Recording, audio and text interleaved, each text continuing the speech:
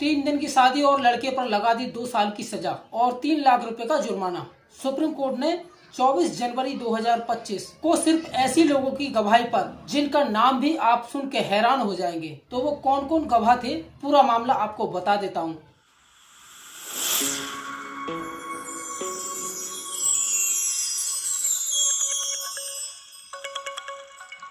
नमस्कार साथियों, मैं एडवोकेट सोनू सिंह। स्वागत है हमारे चैनल धाराओं के ज्ञान में। तो साथियों, एक और जजमेंट लेकर के आए हैं हम सुप्रीम कोर्ट का। देखिए, इस जजमेंट के अंदर बताया गया है कि वह जो शादी हुई थी 2006 में, लेकिन चली सिर्फ 3 दिन, और उसी 3 दिन का ब्यौरा, जो पूरी एक इंटरेस्टिंग स्टोरी जो इसके अंदर बताई गई है, वो मैं आपके साथ शेयर कर देता हूँ। जो मुख्य मुख्य बातें हैं एंड तथ्य क्या थे, फैक्ट क्या थे, आ जाते हैं साथियों जजमेंट के अंदर। पॉइंट नंबर 3 पर, अपीलकर्ता का विवाह 31/3/2006 को संपन्न, शादी 3 दिन ही चली।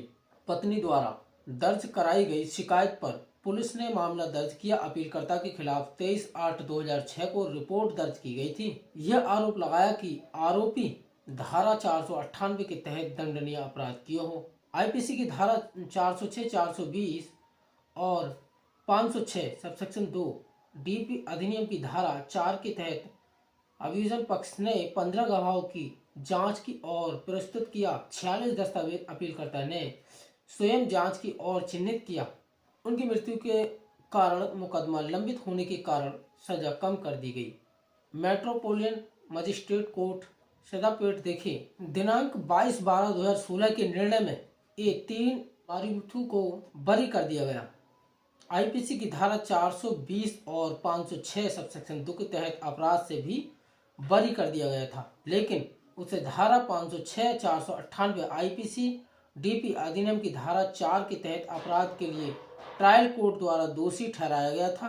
ट्रायल कोर्ट ने उसे धारा 498 आईपीसी के तहत अपराध के लिए 3 साल की कैद और 3,000 रुपए की जुर्माने की सजा सुनाई। डीपी अधिनियम की धारा 4 के तहत अपराध के लिए 1 साल की एसआई की सजा सुनाई।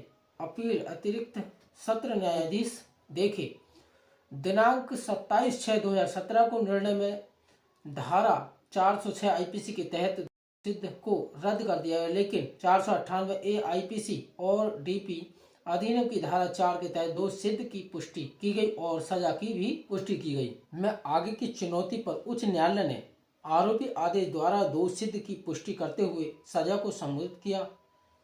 जैसे कि ऊपर बताया गया है, इस न्यायालय के दिनांक 15/5/2023 के आदेश के अनुसार अपीलकर्ता ने आत्मसमर्पण कर दिया। अनंत इस न्यायालय ने 11/8/2023 के आदेश द्वारा उसे जमानत पर रिहा कर दिया।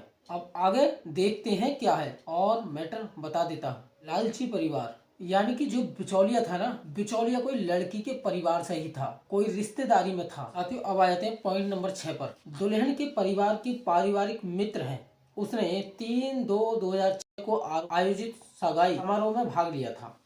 उसके अनुसार दुल्हन के परिवार ने दुल्हन के लिए 60 सोने के सिक्के, दूल्हे को 10 सोने के सिक्के देने का फैसला किया।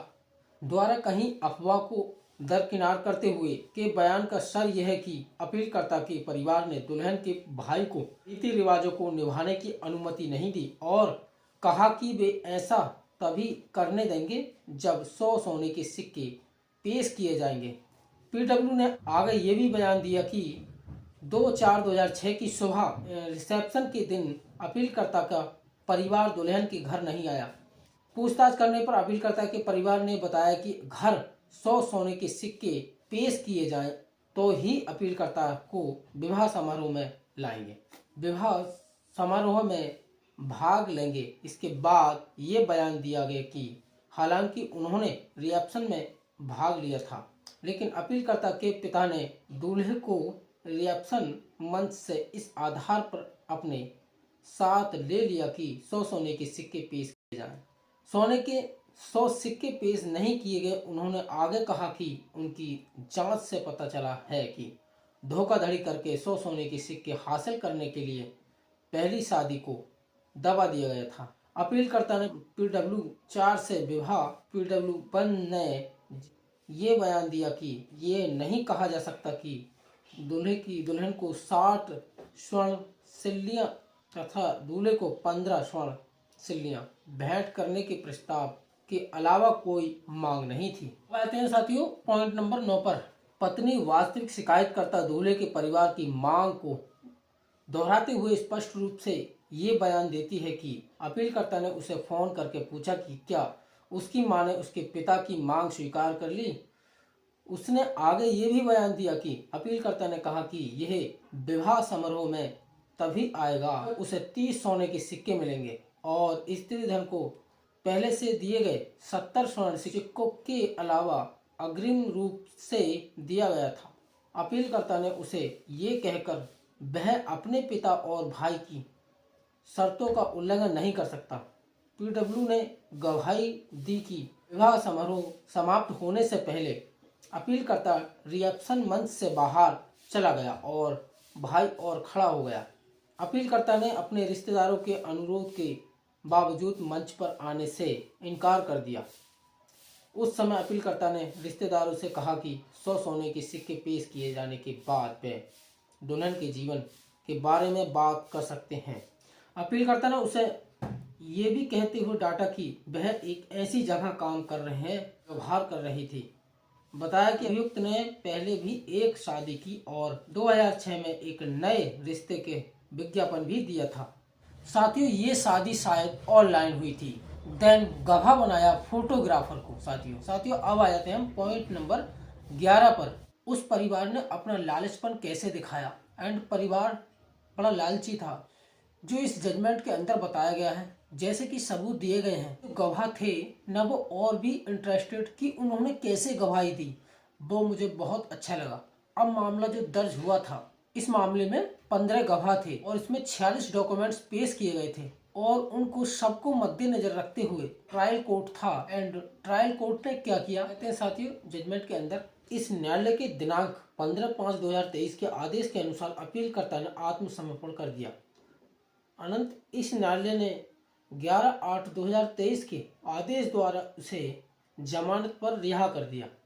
अपीलकर्ता के विद्वान वकील श्री MP पार्थिवन और राज्य के विद्वान वकील श्री D कुमारन को सुना। हमने मामले की अभिलेखों का अवलोकन किया। ये मामला मुख्य रूप से पत्नी वास्तविक शिकायत आरोपी के साक्ष्य पर भी भरोसा किया, जिसने स्वयं की जांच की और उसके द्वारा चिन्हित किए प्रदर्शनों पर भी हमने जहां भी आवश्यकता अन्य गवाहों का संक्षिप्त संदर्भ में भी दिया। जो धारा 4 होता है DP एक्ट, जो आपने देखा होगा 3/4 लगी होती है। 3/4 लगी, दहेज लिया एंड 4 का मतलब होता है दहेज मांगा है और 498 का मतलब होता है दहेज के लिए तंग किया। तीनों में यह अंतर होता है। 11 नंबर पॉइंट पर फोटोग्राफर ने दूल्हे के परिवार द्वारा विवाह के दिन फोटो खींचने में भी सहयोग न करने की बात कही। पूछताछ करने पर उन्हें बताया गया कि उपहार में दिए गए आभूषण अपीलकर्ता के परिवार की अपेक्षा से कम थे। साथियों जो दहेज में जो चीज दी गई थी वो डिमांड के अनुसार से कम थे, इसलिए वो अच्छी फोटो नहीं खिंचवा पा रहे थे। देखिए फोटोग्राफर को एक गवाह एक विटनेस बनाया गया जो कि अपनी असलियत बता रहा है। जो उसने देखा कि उसने कहा कि भाई स्माइल क्यों नहीं कर रहे हो। फोटोग्राफर का तो काम है स्माइल प्लीज, वो स्माइल नहीं कर रहा है। तो परिवार को दिक्कत क्या है यह तो बताओ। तो दिक्कत उन्होंने बता दी, हमारी डिमांड पूरी नहीं हुई। तो इसकी भी गवाही आ गई। मैं आपको निष्कर्ष बता देता हूँ। निष्कर्ष पता चल ही गया, मैं आपको स्टार्टिंग में बता ही चुका था। अब आ जाते हैं हम पॉइंट नंबर 17। उपरोक्त के मद्देनजर अपील को उपरोक्त शर्तों के तहत आंशिक रूप से स्वीकार किया जाता है कि 2017 के आपराधिक आराशी नंबर 2017 में उच्च न्यायालय के दिनांक 16/6/2022 के विवादित निर्णय को रद्द किया जाता है, जबकि IPC की धारा 498A और DP अधिनियम की धारा 4 के तहत अपीलकर्ता की सजा की पुष्टि की जाती है। सजा को संबोधित किया जाता है कि अपीलकर्ता को पहले से ही काटी गई अवधि के लिए सजा सुनाई जाती है और आगे निर्देश दिया जाता है कि वह 4 सप्ताह की अवधि के भीतर ट्रायल कोर्ट में मुआवजे के रूप में 3 लाख रुपए की राशि का भुगतान करें। एंड साथियों अब आ जाते हैं पॉइंट नंबर 18 पर। अपीलकर्ता की जमानत राशि 3 लाख रुपए की राशि ट्रायल कोर्ट में जमा करने पर समाप्त हो जाएगी यदि अपीलकर्ता निर्धारित समय के भीतर उक्त राशि जमा करने के विफल रहता है तो ये अपील खारिज मानी जाएगी। तो साथियों यहाँ खारिज हो जाता है। सबसे लास्ट में दिखा देता हूं,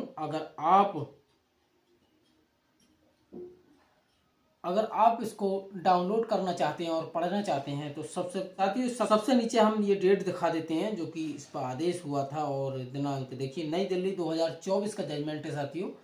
अब हम डाउनलोड करने के लिए नंबर दिखा देते हैं आप साथियों। मैं इसका मुकदमा नंबर सबको यहाँ देखिए साथियों, अगर किसी को डाउनलोड करना है तो ये इसका नंबर दे रखा है। इस नंबर को देख करके आप केस को, ये जजमेंट को, सुप्रीम कोर्ट के जजमेंट को डाउनलोड कर सकते हैं साथियों। तो यही केस में एज ए विटनेस बनाया गया, एक फोटोग्राफर को इस केस में विटनेस बनाया गया साथियों।